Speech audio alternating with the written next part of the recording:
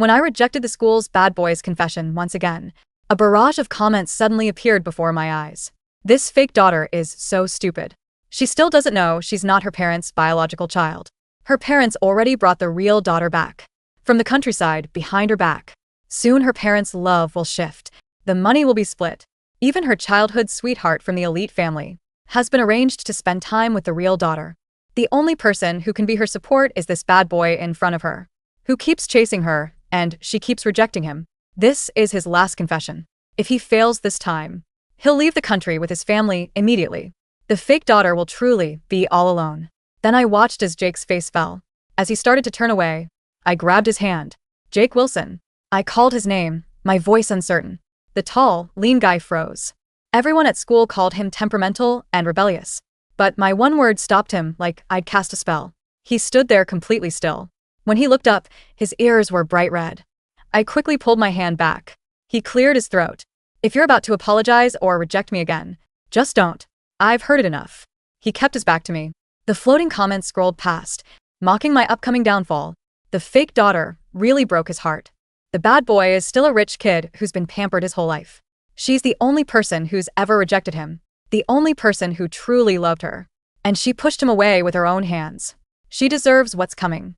She's probably still hung up on her childhood sweetheart, right? LOL. That guy hasn't shown up in days. He's been with the real daughter. He's the male lead now. Naturally, he'll only fall for the real daughter, not this fake. I swallowed hard, tried to ignore those harsh comments, looked at his back. No, I said. It's just that we're seniors now.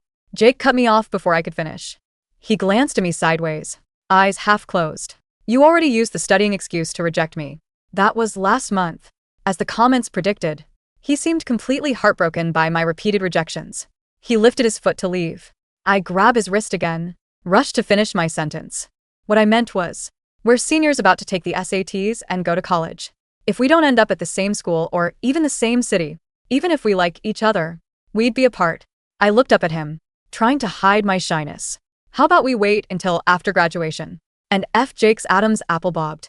And before I could react, he suddenly turned and gripped my wrist tightly. You want me to go to the same school as you? He asked. His gaze was direct, piercing. I felt nervous and lost under his stare, made an excuse. Said quietly, I don't want long distance. Jake had sharp, aggressive features. But when I said that, his lips twitched. He couldn't hide his smile. His palm held my wrist tight. Then he frowned like he remembered something. But your grades are way too good. My parents planned for me to study abroad years ago. I barely studied in high school. His face showed rare distress. Might not be able to get into the same school as you. He stared at me.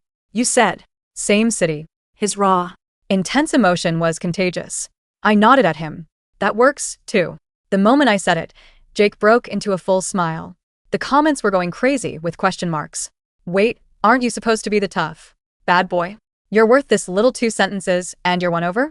Is this what they call being completely whipped? That night, Jake offered to take me home. Since I just made him a promise, I didn't refuse. Jake did everything big. His daily ride to school was a heavy motorcycle. First time on one of these. Getting on, I couldn't help studying myself on his shoulder.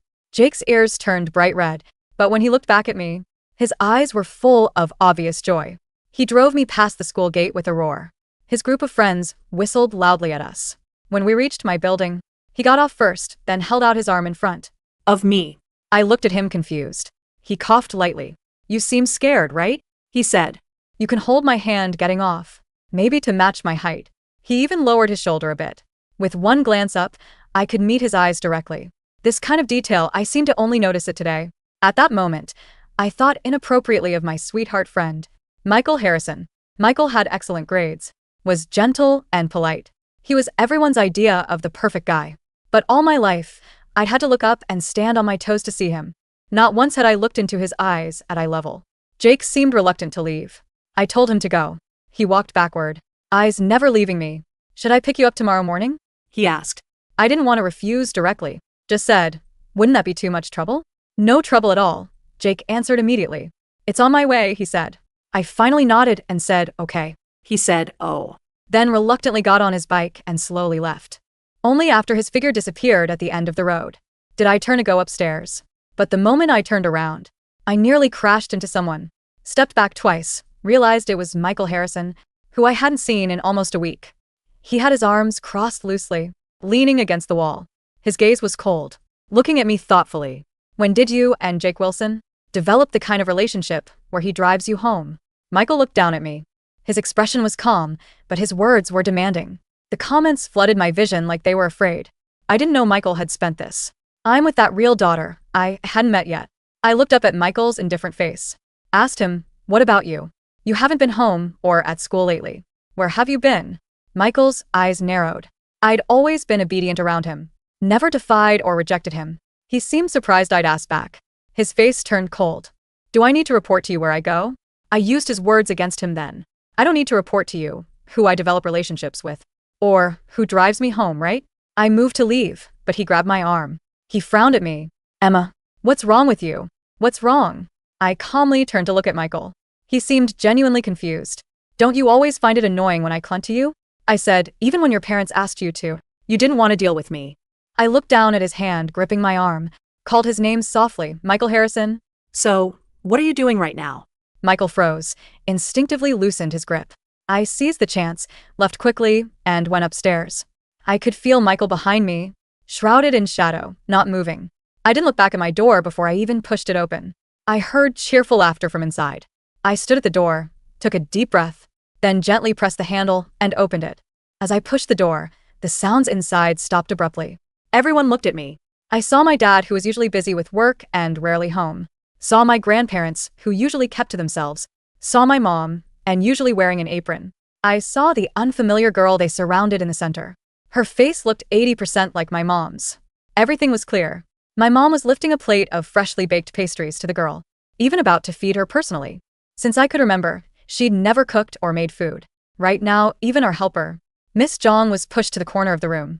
Maybe hearing the noise, she turned to see me. Her smile slowly faded. Her lips pressed into a flat line, asking, coolly, you're back.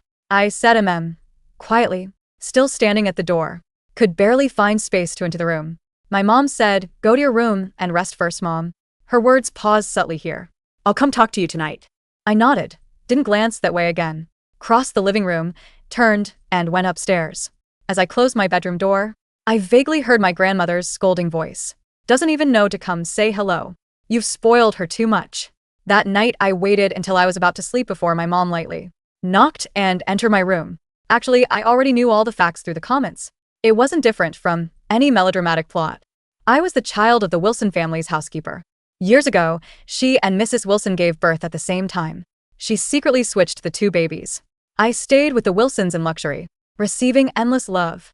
She took the real Wilson daughter and escaped to the countryside. Until last month when she got sick and died. Only then did the Wilsons find their real daughter. Because of that woman's selfishness. My own daughter suffered in poverty for over 10 years. When my mom said this, her eyes were already red and her words weighed me down so much. I couldn't lift my head. What could I say? What should I say? That night ended with my mom facing away from me saying, this house is full of your childhood memories. Your dad and I are planning to move with Sophia to the villa downtown. My daughter suffered so many years. From now on, I'll put her first in everything. I nodded, said quietly, I understand. Didn't sleep all night. Got up very early next day. When I left home with my backpack, the sky was still dark.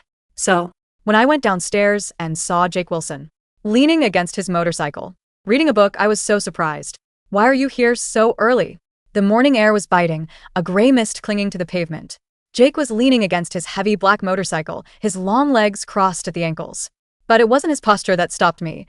It was the object in his hands. A small, battered pocketbook. I walked closer, my footsteps silent on the damp concrete. He was muttering under his breath, his brow furrowed in intense concentration. Benevolent, desiring to help others, charitable. He whispered, his voice raspy with sleep. I cleared my throat. Jake jumped, nearly dropping the book. He shoved it into his leather jacket pocket with lightning speed, his face flushing a deep, betrayed red. You walk like a ghost, he grumbled, trying to recover his usual cool composure. He handed me a helmet. It was warm. He'd been holding it inside his jacket. Vocabulary flashcards? I asked, taking the helmet. He looked away, kicking at a pebble. You said same school. My grades are trash. I have to start somewhere, right? He scoffed, as if trying to minimize the effort. Don't get used to it. I was bored. The floating comments flickered into existence near his head. OMG, he's actually studying for her. The bad boy is learning SAT words? I'm dead. Meanwhile, the real daughter is currently crying to Michael about how scary her new school is going to be. I ignored the last comment and focused on Jake. A warmth that had nothing to do with the helmet bloomed in my chest. Thank you, I said softly. He grunted, revving the engine to drown out the moment. Get on. We're gonna be late, and I can't afford detention if I'm trying to be a model student or whatever. As we roared toward the school, the wind biting at my exposed skin, I tightened my arms around his waist. For the first time, I wasn't thinking about the parents who were displacing me or Michael, who had abandoned me. I was thinking about the solid heat of the boy in front of me and the word benevolent hidden in his pocket. The atmosphere at school shifted the moment Sophia arrived. It happened 3 days later. My parents, Mr. and Mrs. Wilson, it felt strange to call them that now, had arranged for her transfer with lightning speed. I was at my locker when the hallway went quiet. Michael was walking beside her. Sophia looked fragile, her eyes wide and watery, clutching Michael's sleeve as if the linoleum floor might bite her. She was beautiful, with the same delicate nose as my mother. The comments barraged my vision, blocking out half the hallway. Here comes the main character. Look at the fake daughter, standing there like a clown. Sophia is going to expose Emma's bullying today. Michael looks so protective. Finally, the rightful couple. I stiffened. Bullying? I hadn't spoken a word to her. Michael spotted me. His expression hardened. He whispered something to Sophia, who glanced at me and immediately shrank behind him, trembling. Michael marched over, leaving Sophia a few steps back. Emma, he said, his voice cold. I didn't think you'd sink this low. Good morning to you too, Michael, I said, keeping my voice steady despite the shaking of my hands. What exactly have I done now? Don't play dumb. Sophia told me you messaged her last night, telling her she doesn't belong here? That she's a country bumpkin? I stared at him. I don't even have her number. She showed me the texts. Michael snapped. Stop lying. I know you're hurting because your life is changing, but taking it out on her is pathetic. She's suffered enough. The comments were gleeful. Yes. Drag her, Michael. She totally did it. Fake daughters are always villains. Wait. Why is Jake walking over? A heavy arm draped over my shoulder, pulling me into a hard chest. The scent of mint and tobacco filled my nose. Harrison, Jake drawled. He looked bored, but his eyes were sharp as knives. You got a brain injury? Emma was with me all night. We were studying. The hallway gasped. Michael's eyes widened. Studying? You? Yeah. Limits and derivatives. Fascinating stuff. Jake lied smoothly. She didn't touch her phone. So, unless she can telepathically send insults, your little girlfriend is lying. Jake looked past Michael, locking eyes with Sophia. She flinched, but I saw a flicker of calculation in her eyes before she buried her face in her hands. Let's go, Jake said to me, guiding me away. The air stinks of stupidity over here. As we walked away, I saw a new comment float by, different from the others. It was gold. System alert. The villainess refused to engage. Plot deviation. 5%. 2 weeks later, the confrontation at home finally happened. Dinner was a silent affair. Sophia sat in my usual spot, picking at her food. My mother kept piling delicacies onto her plate. Eat more, Sophie. You're so thin. My father put down his fork. Emma. I looked up. Yes. We've been thinking, he began, not meeting my eyes. Sophia is struggling to adjust. Having you in the house. It's a constant reminder of what she missed out on. And the rumors at school are affecting her. I understand, I said, my appetite gone.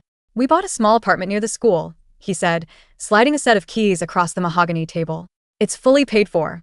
We'll provide a monthly stipend until you graduate college. But we think it's best if you move out this weekend. The comments were scrolling fast. Kicked out. Finally, they're being too generous. She's the daughter of the thief. Wait, look at Emma's face. She's not crying. I wasn't crying. I felt a strange sense of relief. The suffocating tension of the last month would be gone. Okay, I said. My mother looked up, surprised. Just okay? You found your daughter, I said, standing up. And I need to focus on my exams. If me leaving makes you happy, I'll go. I didn't mention that I had already packed. Moving day was rainy. I expected to do it alone, but a black truck pulled up to the driveway. Jake hopped out, along with 2 other guys from his bad boy clique, guys I used to be terrified of. Yo, Emma, one of them yelled. Jake said you got heavy boxes. I lift, so I'm here. They moved my entire life in 2 hours. My parents watched from the window, their expressions unreadable. Michael was there, too, visiting Sophia. He stood on the porch, watching Jake carry my boxes. He looked like he wanted to say something, but he never moved.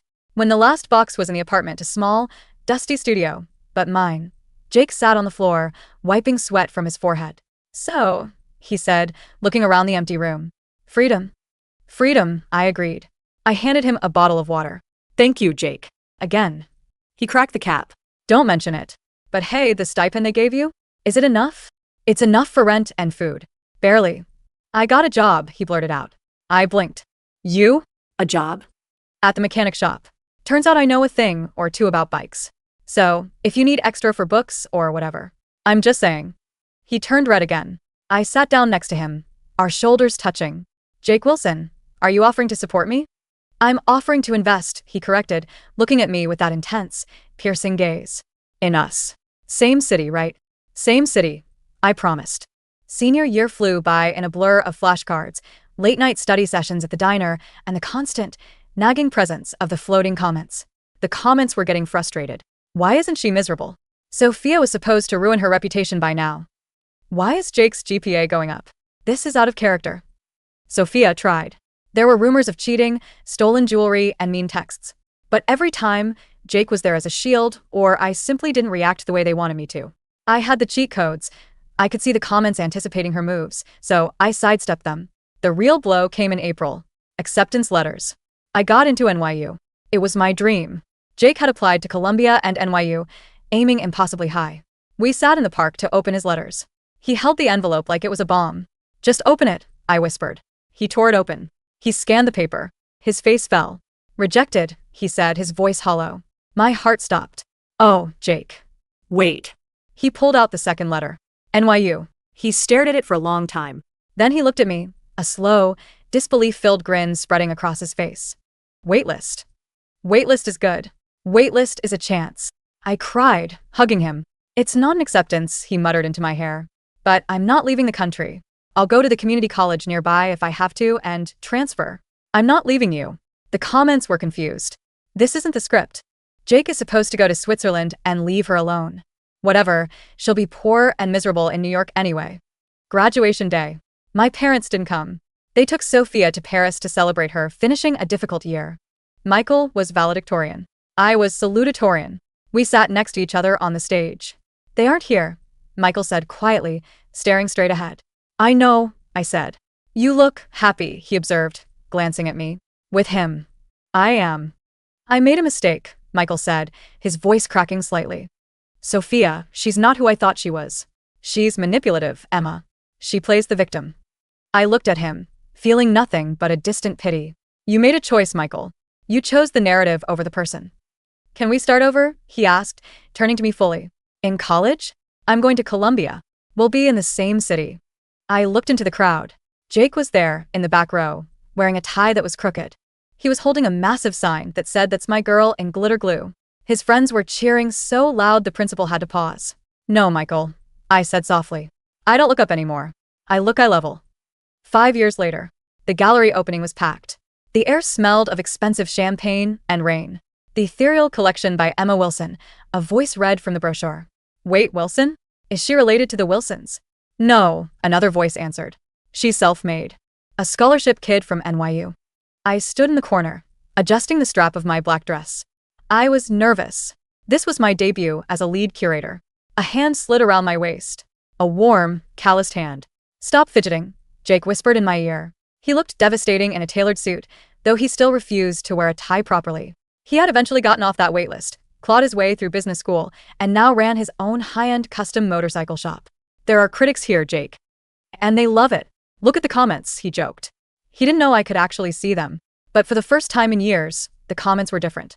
She's actually talented. Is that Jake Wilson? He got hot. I heard the reel, Daughter Blue, through the family fortune. A commotion at the door drew our attention. My parents, my former parents, walked in. They looked older, tired. My father's suit was ill-fitting. My mother looked anxious. And, behind them, Michael.